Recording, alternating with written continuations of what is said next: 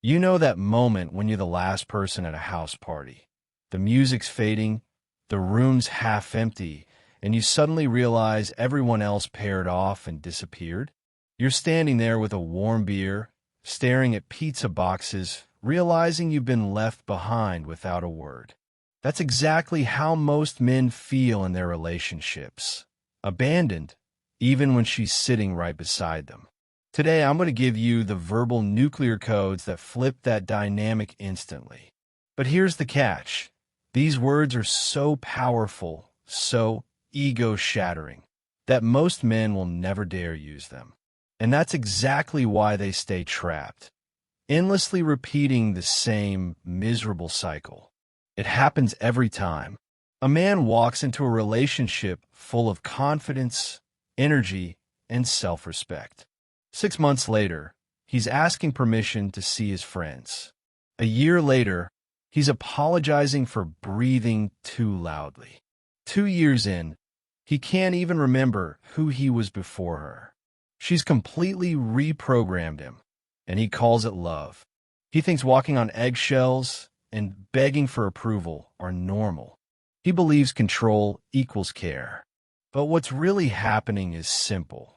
Every time she tests him and he fails, every time she pushes and he bends, every time she threatens and he begs, he's not saving the relationship. He's killing it. Because deep down, no matter how modern the world pretends to be, she still needs him to be stronger than her. And every time he proves he's not, her love dies a little more. You can see when she walks, talks, or looks at him, or rather, looks through him. He's no longer a man, just background noise that dispenses money and validation. The more she feels like a queen, the smaller he becomes, until he's just a servant in her kingdom, and she despises him for it. There's something called the test paradox. Women test men to see if they're strong, but the very act of testing slowly breaks most men down. Each test erodes a bit of their backbone until they're hollow, saying yes, dear, to everything. And the irony? She hates them for it. She hates their weakness, even though she caused it. Men get used to this constant manipulation, the emotional DMV line that never ends, and start thinking it's normal. But it's not. Some men crack the code. They learn the words that end the game instantly. Weapon number 1, tell her she's ordinary. Not cruelly, calmly. Say it as a fact. When we met, I thought you were different. Special. But you're just like every other woman I've known. Same games, same insecurities, same drama. Why does it hit so hard? Because every woman believes she's the exception, the not like other girls. When you show her she's reading from the same tired script as everyone else, something deep in her identity cracks. Weapon number 2, be indifferent to losing her. When she threatens to leave, hold the door open. When she says she needs space, tell her to take all the time she wants. When she mentions her ex, wish her luck. Every manipulation assumes you're terrified to lose her. When you show that you're not, that you might even prefer it, her entire world collapses. Weapon number 3, shatter her sexual illusion. Every woman believes her sexuality is her superpower. When you casually mention that it's average, you nuke her ego. You don't insult, you observe. Honestly, our physical connection has always been fine. I've had deeper passion before, but that's okay. Not everyone excels there. Then change the subject like it was nothing. That's when the silence hits. Because you just told her the thing she secretly fears most, that she's not exceptional in bed. But let's be clear, these aren't weapons of cruelty. They're antibiotics for manipulation. You use them when you've been emotionally cornered, not when things are healthy. The comparison flip. Women constantly compare. My friend's boyfriend bought her this. That couple travels more. You're not romantic enough. But when you flip it, Jake's girlfriend never complains about guys' nights. Maybe I picked the wrong type. The game stops instantly. The agreement method. When she attacks, agree.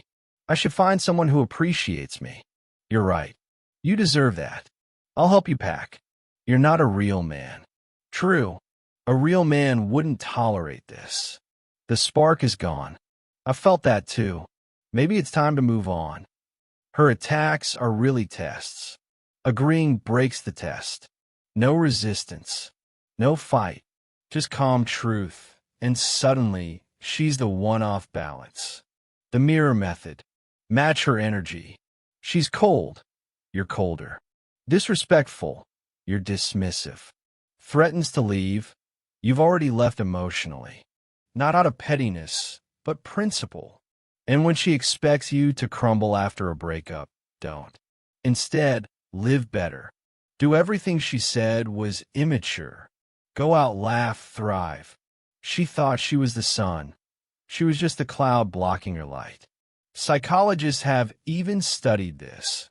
When a man stays emotionally calm during a woman's outburst, her stress hormones drop faster than if he comforts her.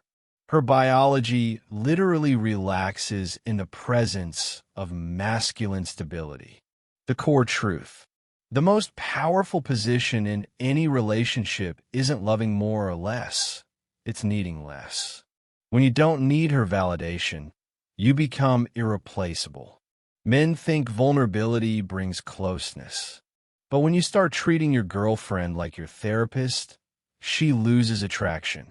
Not because she's heartless, but because she wanted a protector, not a patient.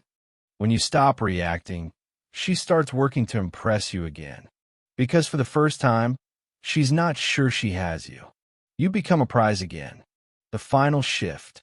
She may rewrite history, play the victim, erase everything you've done, but it doesn't matter.